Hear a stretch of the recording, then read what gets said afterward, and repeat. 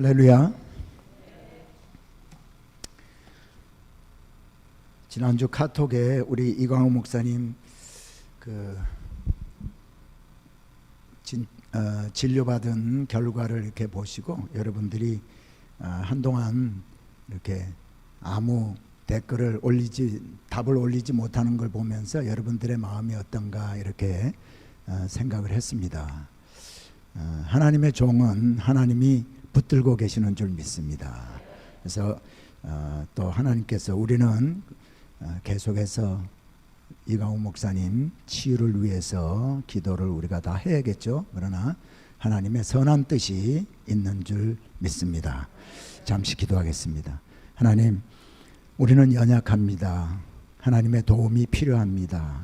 하나님의 은혜가 필요합니다.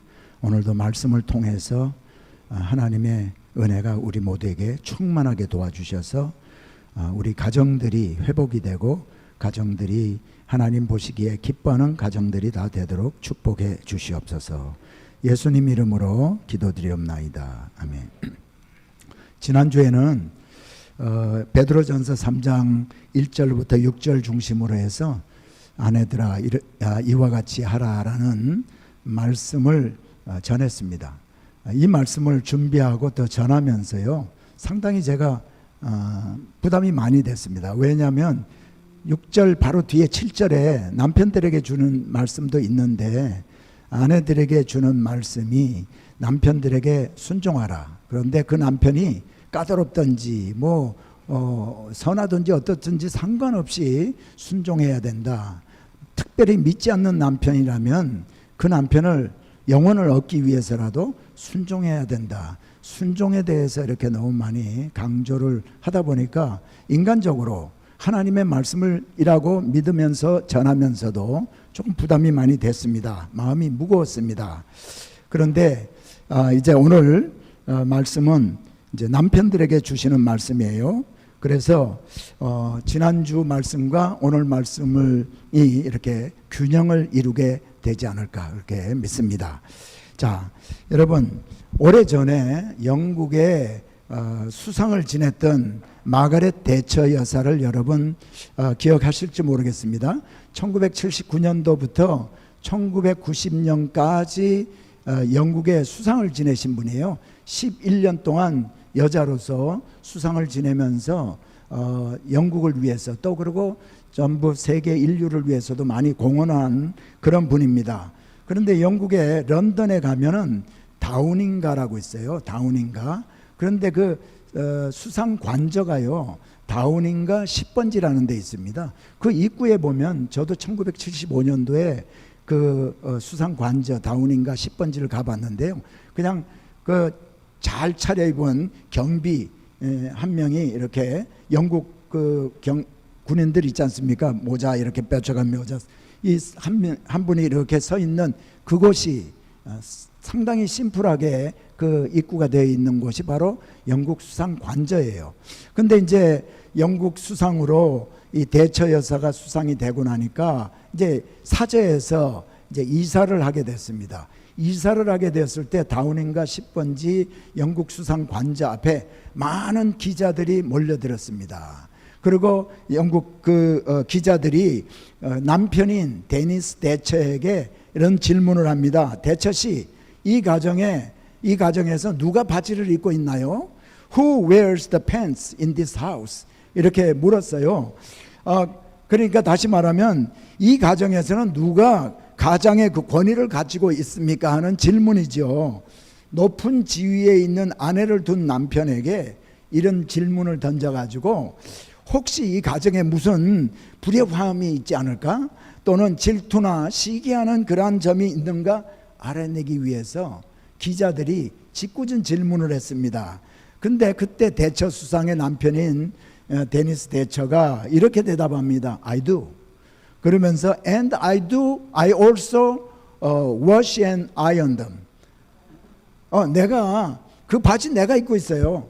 그런데 내가 그 바지들을 빨래도 내가 하고 다림질도 내가 한답니다. 이렇게 얘기를 했습니다. 여러분 이거 정말 멋진 남편의 대답 아닌가요? 아마 그가 이런 멋있는 남편이었기에 아내가 수상이 되었는지도 모르겠습니다. 여러분, 오늘 저는 우리 소명교회 남편들도 이런 멋진 남편들이 되면 좋겠다 하는 소망을 가지고 오늘 말씀을 전합니다. 오늘 본문 말씀은 딱 한 절입니다. 그러나 이 한 절 안에 깊은 뜻을 가지고 있는 하나님의 말씀입니다. 베드로전서 3장 7절인데요. 우리 한번 함께 합독하죠. 시작. 남편들아, 이와 같이 지식을 따라 너희 아내와 동거하고 그를 더 연약한 그릇이요 또 생명의 은혜를 함께 이어받을 자로 알아 귀히 여기라. 이는 너희 기도가 막히지 아니하게 하려 함이라. 자, 오늘 이 본문 말씀이 남편들에게 준 그 말씀인데 세 가지로 요약할 수가 있어요.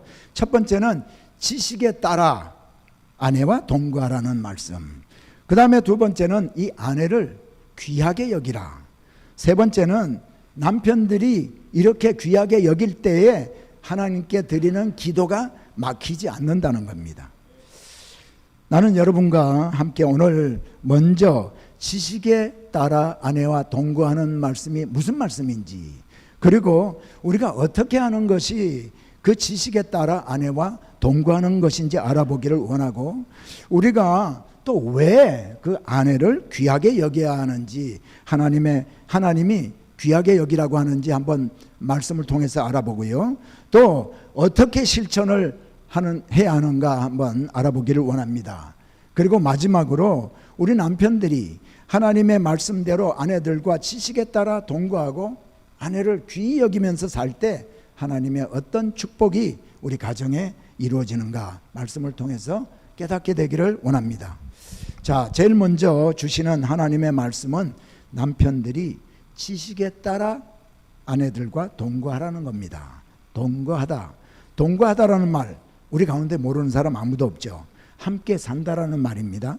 그런데 오늘 성경에서 말하는 동거는 육신적으로 한 집에서 산다는 의미 그 이상의 것을 하나님께서 우리에게 요구를 하고 있습니다. 부부가 동거해야 하는 근거를 우리는 창세기에서 찾아볼 수가 있어요. 창세기 2장 24절에 보니까 이러므로 남자가 부모를 떠나 그의 아내와 합하여 둘이 한 몸을 이룰지로다. 그러니까 동거는 아내와 합하는 것이라는 겁니다. 합한다라는 이 히브리어 원어 단어는 다바크라는 단어인데 영어로 이것을 번역하면 stick together, 그 다음에 stay close, 아주 가까이 있다, 붙어 있다라는 말입니다. 그러니까 이 말은 육체적으로 가까이 있는 것은 말할 것도 없어요. 그리고 마음과 생각까지 하나가 되는 것을 말을 합니다. 아내들이요, 여러분, 아내들이 남편과 잠자리를 같이 한다고 해서 한 몸이 되었다고 느끼지 않습니다. 진정한 이 함께가 되지 않고는 동거한다라고 할 수가 없고 연합하여 한 몸이 되었다라고 말할 수가 없는 겁니다. 이 함께하는 동거가 되기 위해서 하나님은 사도 베드로를 통해서 지식을 따라 동거하라라고 말을 하고 있습니다. 지식을 따라 동거하라. 여러분, 가정은요, 남편과 아내 두 사람이 함께 이루는 기본적인 성도의 공동체입니다. 하나님이 이 세상에 믿음의 공동체로, 사랑의 공동체로 이 세상에서 가장 먼저 세운 공동체가 바로 가정 아닙니까? 그런데 하나님을 향한 믿음이 있고 가족 상호 간의 사랑으로 하나가 되어야 할 많은 가정이, 가족들 간에 갈등이 있고 서로가 서로에게 상처를 주는 그런 가정이 오늘날 얼마나 많은지 모릅니다. 그런데요, 가정이란 가족 중에 누구라도 사회에 나가서, 밖에 나가서 상처를 받았던가, 또 남편이 사업의 실패로 인해서 낙담하게 되든지 하면 가정에서 치유가 일어나고 가족의 사랑으로 그 낙담했던 남편이나 아내가 회복이 이루어져야 하지 않겠습니까? 그런데 오히려 서로가 서로에게 상처를 주는 그런 가정이 그렇게 많은 이유가 도대체 어디에 있을까요? 바로 그것은 지식이 부족하기 때문입니다. 남편과 아내가 함께 살고 있기는 하지만 배우자에 대해서 너무나 무지하기 때문입니다. 물론 아내도 가정에서 아내로서의 역할을 잘 해야 합니다. 자녀들 역시 부모에 대해서 자녀로서의 역할, 해야 할 것들을 잘 해야 행복한 가정을 이룰 수가 있어요. 이거 모르는 사람이 없습니다. 그런데 아무리 아내가 잘하고 자녀들이 자신들의 역할을 가정에서 잘한다 하더라도 가장인 남편이 남편의 역할을 하지 못할 때 그 가정은 절대로 바로 세워지지 않는다는 겁니다. 그만큼 가정에서 남편이 차지하는 비중이 크다는 말입니다. 그래서 오늘 본문을 통해서 남편들에게 지식을 따라 너희 아내와 동거하라고 하나님께서 말씀을 하고 계시는 거예요. 자, 이혼하는 가정들이 많은데요. 그 이혼하는 가정들을 보면은요, 무슨 부부 사이에 해결하지 못할 그런 큰 문제 때문에 이혼하는 것이 아니라 대부분 깊이 살펴보면 작은 오해에서부터 시작이 되어서 결국은 이혼까지 이르게 되는 것을 알 수가 있습니다. 오해는 결국 배우자에 대한 무지 때문에 생기는 것입니다. 오늘 제가 남편들에게 묻습니다. 당신은 아내의 성격을 얼마나 알고 있고 아내가 행복으로 여기는 것이 무엇인지, 남편이 어떻게 해주는 것을 여러분의 아내가 원하고 있는지를 알고 계시는지, 또 알려고 하는 생각을 가진 적이 있기나 한지요. 이번에 제가 이 말씀을 준비하면서 내 자신, 오늘 선포하는 이 말씀에 대해서 제 자신을 한번 비추어 보았습니다. 그런데 이렇게 여러 가지로 생각해 보니까 모든 것은 내 위주로 생각하며 살고 있었던 것을 제가 알게 되었습니다. 내가 생각하는 그 행복을 아내도 행복으로 생각할 것이라고 여기며 살아왔던 것을 알게 되고요. 또 내가 중요하게 여기는 것, 내 아내도 그것을 중요하게 여길 것이라고 생각하고 살아왔던 것을 발견했습니다. 여러분, 매주 제가 지난 4월 4일부터 매주 지금 하나님의 말씀을 전하기 위해서 설교를 준비하고 있습니다. 그런데 이렇게 설교를 준비하는 저로서는요, 한 주 동안 준비하면서 이제 주일날 와서 설교하는 내용과 나 자신을 스스로 이렇게 비교해 보면서 말씀을 준비를 합니다. 그래서 내가 먼저 이 말씀을 내가 먼저 적용해야지 하는 부담을 가지고 말씀을 준비하고 있어요. 물론 지난주도 예외는 아니었습니다. 오늘 설교인 남편들아 이와 같이 하라 라는 설교를 준비하면서 더 세심한 주의를 하면서 저는 한 주간을 살았습니다. 왜 그랬을까요? 특별히 오늘 말씀은 남편들에게 주시는 말씀이잖아요. 그래서 내가 설교하는 내용을 내 아내가 들으면서 속으로 당신이나 잘해. 혹시 그러지 않을까? 그래서요, 특별히 지난주에는 제대로 된 남편으로서의 삶을 보여보려고 조심조심 살얼음을 걷는 것처럼 그런 마음으로 살았습니다. 그런데도 불구하고 나도 모르게 아내에게 어떤 말을 하고 나서는 내가 말은 안 했지만 내 속으로 하는 생각을 한 적이 한두 번이 아니었습니다. 그러나 여러분, 감사한 것은 하나님의 말씀을 적용하며 살려고 했더니 100% 그렇게 살지는 못했지만은 100% 완전하지는 못했지만은 그 전보다도 조금은 말씀에 순종하며 살게 되더라는 겁니다. 여러분, 제가요 고등학교 때 선생님으로부터 들은 말씀을 제가 여러분에게 좀 소개를 해드리려고 그래요. 고등학교 때 수학 선생님이, 제가 아마 1학년이나 2학년 때였던 것 같습니다. 그때 선생님이 이런 얘기를 했어요. 여러분들이 이제 인생을 살아가면서 언젠가는 지난 10년 전에 내가 이것을 알았다면, 또 20년 전에 내가 이걸 알았다면 참 좋았겠다 하는 후회를 하는 적이 있을 것이다.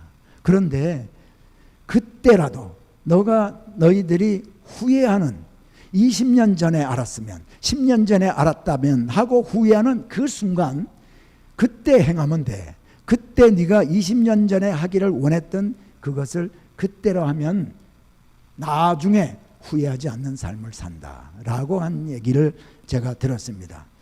여러분, 제가요 지금 결혼 45년 46년 차가 됩니다. 그런데 이제 나이가 이제 들어서 제 육신도 좀 연약해지다 보니까 아내의 그 연약한 그런 모습, 아내가 또 이렇게 아파할 때 제가 느끼지 못했던 것을 이제는 좀 더 공감을 더하게 되더라는 겁니다. 그리고 이제 내가 아파 보니까, 육신이 내가 아파 보니까 아내가 얼마나 아픈가 하는 것을 내가 알게 되고요.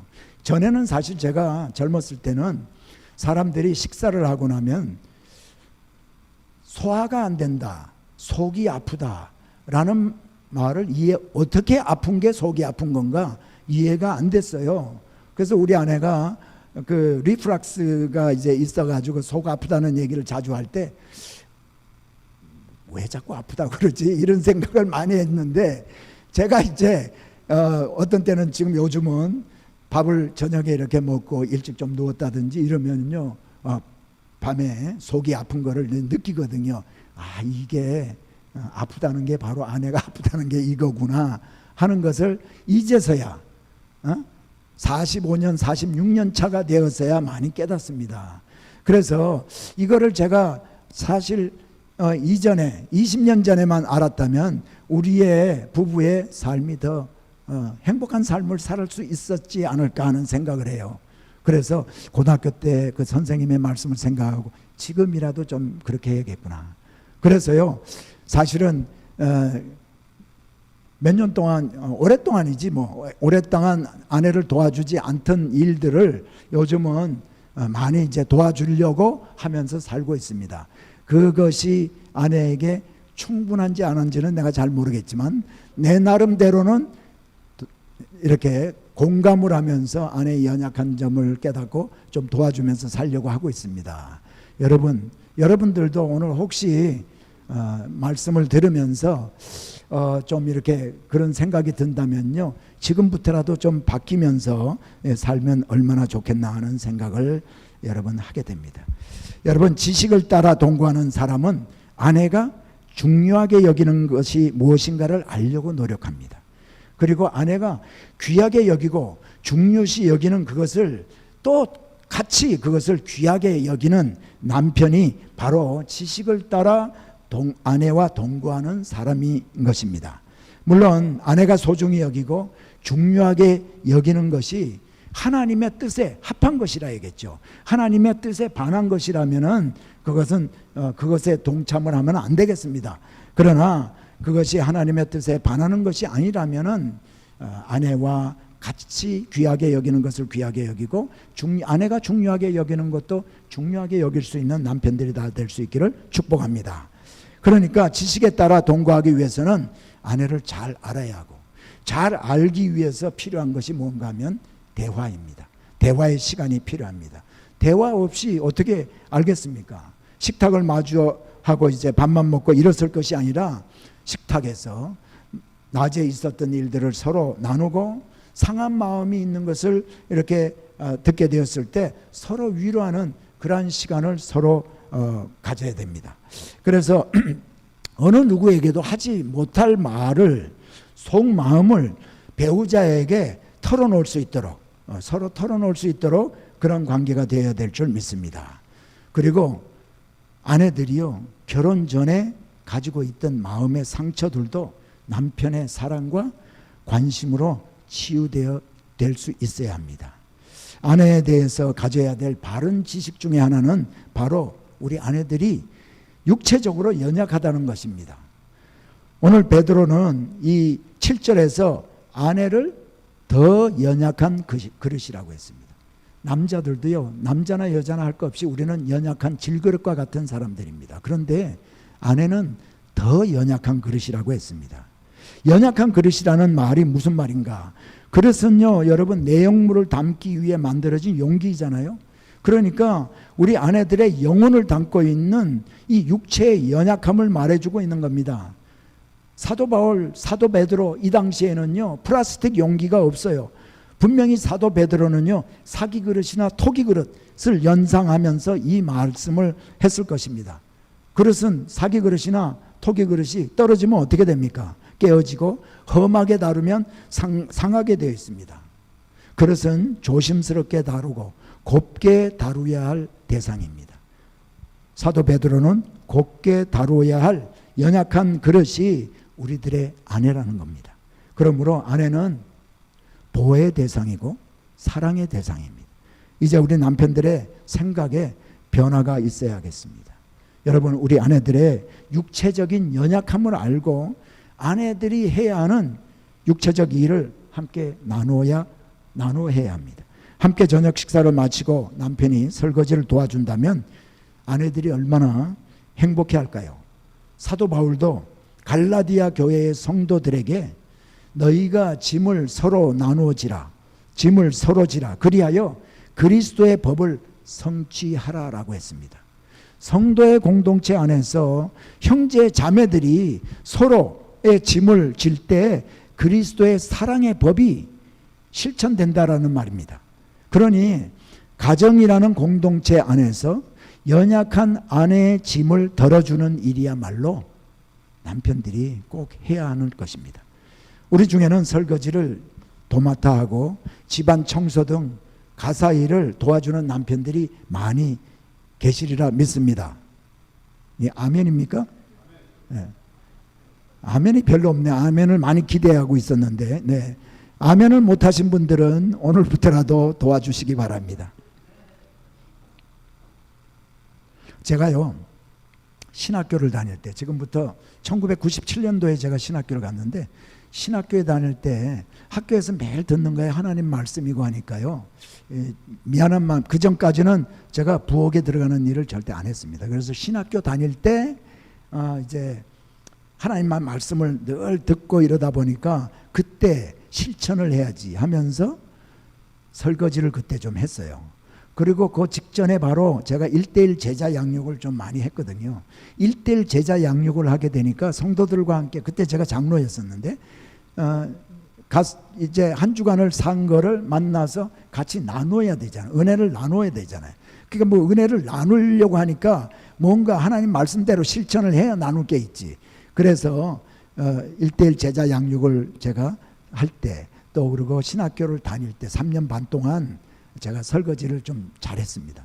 그러다가는 이제 교회도 개척하고 뭐 이러다 보니까 이제 다 잊고 있다가 이제 얼마 전부터 이 코로나 바이러스가 이제 있으면서 제가 보니까 제가 삼식이거든요. 그러니까 아침, 점심, 저녁을 계속해서 이제 집안에서, 전에 코로나 바이러스가 있기 전에는 선교지도 나가고 뭐 사역도 하면서 다니면서 사람도 만나서 식사도 같이 하고 뭐 이러다 보니까 집에서 식사하는 시간이 뭐 하루에 2번도 되고 어떤 데는 3번도 되지만 1번도 하고 나가서 2번 밖에서 나가서 먹고 들어오기도 하고 했지만은 이게 코로나 바이러스로 꼼짝 안 하고 있으니까 집에서 아침, 점심, 저녁을 계속해서 이렇게 먹다 보니까 미안한 생각이 들고, 그래서 이제 설거지는 내가 해야겠다 그러고 설거지를, 저녁은 무조건 제가 하고요. 그리고 이제 또 아침이나 점심 때에도 설거지 할 다른 일이 그렇게 급한 일이 없으면 이제 제가 좀 도와주려고 노력을 하고 있습니다. 이게 다 하나님의 은혜인 줄 믿습니다. 여러분, 그러나 아내들이요 연약한 그릇이라고 해서 여러분 모든 것에 남편들보다 못하지 않습니다. 물론 못하는 부분들도 있는 것이 사실입니다. 예를 들어서 육체적인 그 힘으로 말하자면은 남편들보다 훨씬 못하죠. 연약합니다. 그러나 육체적으로 남편들이 스트롱하다고 해서 모든 면에서 낫다고 생각하면 이거는 잘못된 생각입니다. 우리 아내들은 비록 김치병을 열지 못해서 남편들에게 부탁해서 열어달라고 할 정도로 연약합니다. 하지만 영적으로나 도덕적으로 또 윤리적으로 볼 때 우리 남편들보다 못할 것이 없는 것을 우리 남편들이 인정해야 합니다. 대부분 여자 성도님들과 대화를 나누다 보면은 오히려요 법을 준수하는 것, 준수하고자 하는 것은요 남편들보다 더 단호한 것을 알게 됩니다. 그것뿐이 아니죠. 말씀을 있는 그대로 믿고 주님을 따르고자 하는 열심도요, 우리 아내들이요, 남편들보다 더 확고하고 더 스트롱한 것을 알게 됩니다.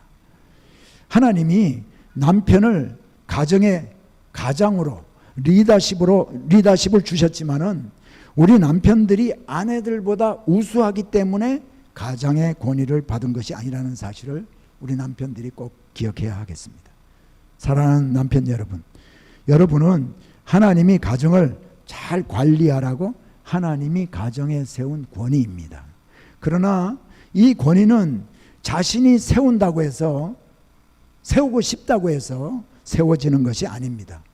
여러분을 가장으로 세우신 권위인 하나님의 권위를 여러분이 인정하고 하나님을 바로 섬길 때에 하나님이 우리 남편들을 가장으로서의 권위가 세워지도록 해 주시는 것입니다. 내가 존경하는 어느 원로 목사님이 저에게 이런 말씀을 하신 것을 기억합니다. 김 목사, 목회를 하다 보면 목회의 권위에, 목사의 권위에 도전하면서 자기의 뜻을 관철하려고 하는, 목사를 좌지우지하려고 하는 사람을 만나게 될 때가 있지. 그럴 때 목사가 무엇을 해야 되는지 아는가? 하나님께 엎드려서 회개해야 하네. 하나님께 순종하지 않은 무언가가 있고 잘못한 것이 있기 때문에 목사님에게 불순종하는 성도가 나오게 되는 거야 라고 이 원로 목사님이 제게 말씀한 적이 있습니다. 여러분, 우리가 가진 그 권위에 도전받는 것만큼 고통스러운 것이 없습니다. 하나님께서 가정의 권위를 남편들에게 주었는데 아내가 그것을 인정해 주지 않을 때, 자녀들이 아버지의 권위를 인정해 주지 않을 때, 정상적인 사람이라면요, 어떤 때는 죽고 싶기까지 할 것입니다. 모든 것을 그냥 포기하고 싶은 그런 생각이 들기도 합니다. 그러나 이럴 때 우리는 내 자신이 하나님께 무엇을 잘못하고 있는지 깨닫기 위해서 기도하면서 하나님께 회개해야 합니다. 분명히 하나님께 순종하지 않고 있는 자기 자신을 발견하게 될 것입니다. 이 외에도 우리 남편들이 아내에 대한 잘못된 지식 때문에 가정이 깨어지는 일이 얼마나 많은지 모릅니다. 오늘 우리는 이 짧은 시간에 이 모든 것을 다 열거할 수가 없습니다. 그러나 일반적으로 남편들은 객관적이고 계산적이며 이성적인 반면에 아내들은 주관적이고 감성적입니다. 아내들의 이런 면을 우리가 안다면 남편들이 아내를 더욱더 잘 이해할 수 있을 것입니다. 여러분, 사도 바울은 남편들에게 아내를 이렇게 사랑하라고 했습니다. 에베소서 5장 25절입니다. 남편들아, 아내 사랑하기를 그리스도께서 교회를 사랑하시고 그 교회를 위하여 자신을 주심같이 하라. 그리스도가 교회를 사랑하셔서 십자가에 못 박히기까지 하신 것처럼 아내들을 사랑하라는 것이 하나님이 남편들에게 하시는 명령입니다. 여러분, 지난주에 말씀에 아내들에게 주시는 말씀이 아내들에게 남편들에게 순종하라고 그랬어요. 믿지 않는 남편들에게까지라도 순종하라고 했습니다. 그런데 오늘 이 사도 바울이 주시는 말씀은 그리스도가 교회를 사랑하시고 그 교회를 위해 자신을 주신같이 사랑하라 라고 했습니다. 여러분, 예수 그리스도가 교회를 위해서 어떻게 했다고요? 자신의 몸을 죽기까지, 십자가에 매달기까지 하셨다라는 말이죠. 그러니까요, 사실은 순종하라고 하는 아내들에게 주시는 이 말씀보다도 남편들에게 주시는 말씀을 지키기가 더 힘든 겁니다. 더 어려운 겁니다. 더 부담스러운 말씀입니다. 여러분, 아내들 역시 남편의 역할을 잘 감당하도록 기도를 해줘야 될 이유가 바로 여기에 있습니다. 남편들이 예수 그리스도가 아내를 사랑한 것 같이 사랑할 수 있도록 아내들이 남편들을 도와주시는 여러분 되시길 예수님 축복합니다. 우리 남편들이 이런 희생적인 사랑의 바탕 아래에서 지식을 따라 아내와 동거하면 우리들의 가정이 참다운 그리스도의 가정이 될 것입니다. 모든 사람들이 부러워하는 그러한 가정이 될 것입니다. 두 번째, 하나님이 남편들에게 주시는 말씀, 아내를 존중하라는 겁니다. 아내를 귀히 여기라. 오늘 본문 후반절에서 사도 베드로는 이렇게 말합니다. 또 생명의 은혜를 함께 이어받을 자로 알아 귀히 여기라. 아내를 귀히 여기라고 하는 것은 아내의 인격을 존중하고 보배로운 보물처럼 여기라는 말입니다. 요즘 여러분 재밌는 얘기가 있습니다. 나이 든 여자에게 필요한 5가지. 여러분 뭔지 아세요? 첫째, 건강. 둘째, 돈. 셋째, 딸. 넷째, 계모임. 5째, 친구랍니다. 그런데 나이 든 남자에게 필요한 5가지는 첫째, 마누라. 두 번째, 아내. 세 번째, 집사람. 네 번째, 와이프. 5번째, 부인. 나이가 들면 그만큼 아내가 없으면 안 된다는 것을 강조하는 말이겠죠. 그러나 하나님은 아내가 없으면 불편하지 않겠느냐, 그러니까 귀히 여기라, 이것이 아닙니다.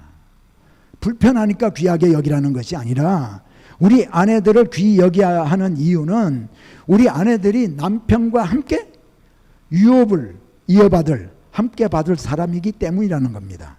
이 말을 바꾸어 말하면 우리 아내들도 영적으로 우리 남편과 동등한 자격을 갖춘 하나님의 유업, 생명의 은혜를 이어받을 자녀이기 때문에 귀하게 여기라는 겁니다. 사도 바울은 이방인들도 예수 안에서 함께 유업을 물려받을 약속에 참여한 후사가 된 것을 깨달았습니다. 그래서 그는 이방인들을 위해서 목숨을 아끼지 아니하고 복음을 전했습니다. 복음으로 태어난 하나님의 백성들은 그렇기 때문에 이제는 이방인이든 유대인이든 헬라인이든 상관없이 생명의 은혜를 이어받을 사람들입니다. 여러분 오늘 베드로가 하신 이 말씀은요, 여인들이 사회적으로 소외당하던 그런 시대에 주신 말씀이에요. 여인들의 인격이 무시당하던 그런 시대였음에도 불구하고 아내들도 하나님으로부터 남편들과 다름없이 영원한 생명을 유업으로 받을 자들이니까 귀하게 여기라라고 얘기를 하고 있습니다. 잠언 19장 14절에서 이렇게 얘기합니다. 집과 재물은 조상에게서 상속하거니와 슬기로운 아내는 여호와께로서 말미암느니라 라고 가르치고 있습니다. 우리의 아내들은 여호와 하나님께서 허락하신 우리가 귀하게 여겨야 될 인격체임을 깨닫게 해주시는 말씀 아닙니까? 모든 인간관계에 있어서 이 귀히 여김 받는 것만큼 중요한 것이 없습니다. 우리 아내들이 남편에게 귀하게 여김을 받을 때 아내가 밖에 나가서 다른 사람들에게도 귀한 존재로 대우받는다는 것을 우리 남편들이 꼭 기억하시기를 축복합니다. 실제 아내들을 어떻게 귀하게 여길 것인지 한번 생각해 볼까요?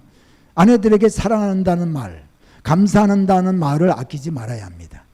말은 우리 마음의 표현입니다. 어쩌면 여러분이 이렇게 얘기할 수도 있어요. 내 아내는 내가 말하지 않아도 내가 얼마나 사랑하는지 목사님 잘 알고 있습니다 라고 말할지 몰라요. 그러나 그것은 남편들의 착각입니다.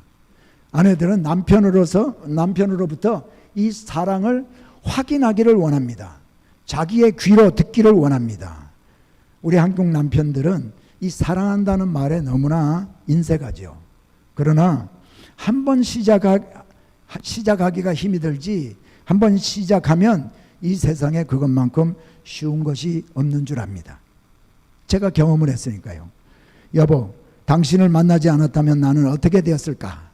라든가 당신을 만난 것이 얼마나 감사한지 몰라 라든가 다시 태어나도 나는 당신과 함께 결혼할 거야 라든가 이렇게 여러분 표현하시기 바랍니다.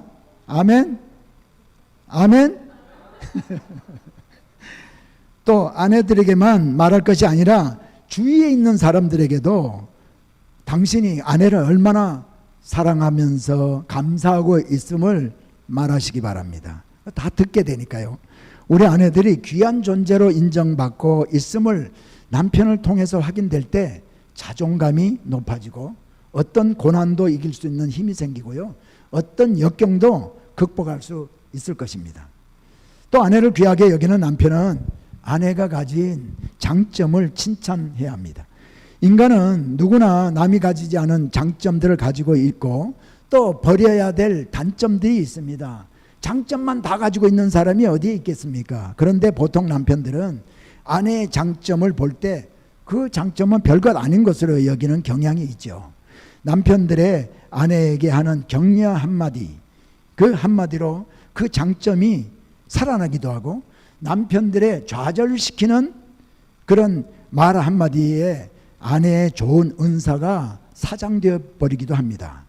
단점만을 크게 부각시켜서 좌절시키기보다요, 장점을 격려하고 칭찬함으로 아내들이 가진 단점을 감싸버리도록 해야 할 것입니다. 여러분, 일본에 그 유명한 작가가 있어요. 미우라 아야코라는 작가가 있는데 이 분의 짧은 글 가운데 울지 않는 바이올린이라는 제목의 짧은 스토리가 있습니다. 이 스토리는 배우자의 귀한 은혜를 매장시켜버린 좋은 예입니다. 자, 이 미우라 아야코의 짧은 글의 내용입니다. 어느 가정에 남편 친구 한 사람이 방문을 했습니다. 그래서 이 부부와 함께 저녁 식사를 먹은 후에 거실에서 즐거운 시간을 가졌습니다. 남편 친구는 다과를 나누는 동안에 아름다운 목소리로 시를 읽기도 하고 또 노래를 부르기도 했습니다. 그 남편 친구의 목소리에 매료된 이 부인이 이렇게 물었습니다. 악기도 다룰 줄 아세요? 그랬더니 이 남편 친구가 악기요? 네, 실은 제가 바이올린을 했어요. 하지만 지금은 울지 않는 바이올린이 되었지요. 이 친구의 아내가 또 묻습니다. 왜 그만두게 되었어요? 그 부인의 이런 직설적인 물음에 이렇게 대답합니다. 제가 결혼을 하고 나서 새 색시였던 제 아내한테 핀잔을 제가 받았기 때문입니다. 제 처는 제가 바이올린을 이렇게 켤 때면 우리 집 사람들은, 우리 집 남자들은 참 바이올린을 잘 켰어요 라고 말하곤 했습니다. 그러니까 제 바이올린 솜씨가 형편없다고 직접 말하지는 않았지만은 나는 우리 그 아내가 하는 그 말이 무슨 의미인지를 알 수가 있었지요. 그 한마디는 나에게 큰 충격을 주었습니다. 그 충격이 어떤 것인지 아주머니는 잘 모르실 겁니다. 그 남편 친구는 그 후에 20년 동안 한 번도 바이올린을 잡은 적이 없다고 합니다. 사람들은 무심코 이렇게 던진 이런 말 한마디에 큰 상처를 받고 좌절합니다. 오늘 우리 남편들은, 우리 아내들이 얼마나 울지 않는 바이올린을 가지고 있는지 한번 생각해 보시기 바랍니다. 내가 좌절시킨 울지 않는 바이올린을 내 아내는 얼마나 가지고 있을까? 우리 칭찬 한마디는 우리 아내들이 가지고 있는 울지 않는 바이올린을 울게 만들어 줄 것입니다. 아무쪼록 여러분, 아내들이 가지고 있는 울지 않는 바이올린을 울게 만드시기를 축복합니다. 자, 여러분, 우리들이 가장 귀하게 여기는 건 뭐예요? 다이아몬드죠. 특별히 우리 아내들. 다이아몬드 보석이 그런데 어디에서 나올까요? 깊은 땅 속에 묻혀 있을 때는 그것이 보석이라 해도 쓸모가 없었습니다. 그러나 수백 톤의 흙을 파내고 바위를 부셔서 그 속에 있는 다이아몬드를 캐낸 후에 닦고 갈고 광을 내고 깎아서, 그래 그 다이아몬드가 제 가치를 나타내는 겁니다. 아내들이 가진 장점을 칭찬하는 일은 바로 흙을 골라내고 바위를 부숴버리는 그러한 작업입니다. 아내들에게 칭찬을 아끼지 않는 남편들이 되시기를 예수의 이름으로 부탁을 드립니다. 그런데 아내를 귀하게 여긴다는 명목 아래 대부분의 남편들이 잘못하는 게 있어요. 그것이 뭔가 하면 많은 한국 남편들이 하는 과대보호입니다. 과잉보호. 우리 아내는 겁이 많아서 도저히 운전할 수 없어. 그 운전도 안 가르칩니다. 운전하다가 사고라도 나면은 큰일이기 때문에 운전면허를 따도록 하기보다 내가 그냥 운전해 주면 돼. 제가 아는 장로님, 사모님도요, 이 공부도 많이 하신 그런 의사인데 남편이 운전을 안 시켜가지고 운전을 못하는 사모님들이 있어요. 또 목사님 부인들도 그런 분들이 있고요. 남편들이 그냥 헌신적으로 아내를 위해서 했지만은 남편들이 이렇게 하늘나라로 주님의 부르심을 받고 난 후에 지금 보니까 그 아내가 할 수 있는 게 아무것도 없어요. 집에 갇혀가지고 딸이나 아들이 누가 운전을 해줘야. 요즘 뭐 우버가 있어서 좀 낫기는 하지만 말이죠. 예. 또 몸이 약하기 때문에 그런 일을 하지 못한다. 그런 일은 위험하기 때문에 하지 못한다. 그래서 집에서 가사일이나 하고 있는 것이 낫지. 여러분, 어떻게 보면 참으로 아내를 사랑하기 때문에 깊은 관심과 배려에서 나온 말 같죠. 그러나 과대 보호는 사랑과 관심으로 포장된 이기심으로부터 출발한 잘못된 행동입니다. 하나님은 우리 한 사람 한 사람에게 꿈을 가지고 계시고 계획을 가지고 계십니다. 하나님은 우리들을 사용해서 우리와 함께하는 사람들을 지식적으로나 영적으로나 그리고 육체적으로 성장하도록 하십니다. 그러니까 우리가 진정으로 아내를 사랑하고 귀하게 여긴다면 아내의 의견을 존중하고 하나님이 아내를 성장시킬 수 있도록 우리들이 아내가 성장하도록 도와주어야 할 것입니다. 아내가 비록 포기하려고 들 때에도 격려하고 용기를 주어서 할 수 있도록 하는 것이 사랑입니다. 남편인 당신이 할 수 있는 일이라면 당신의 아내도 할 수 있다는 것을 꼭 기억하시기 바랍니다. 베드로는 오늘 본문 7절 마지막에 남편들이 지식에 따라 아내와 동거하고 생명의 은혜를 함께 받을 자로 알고 귀히 여기게 될 때 기도가 막히지 않을 것이라고 약속하고 있습니다.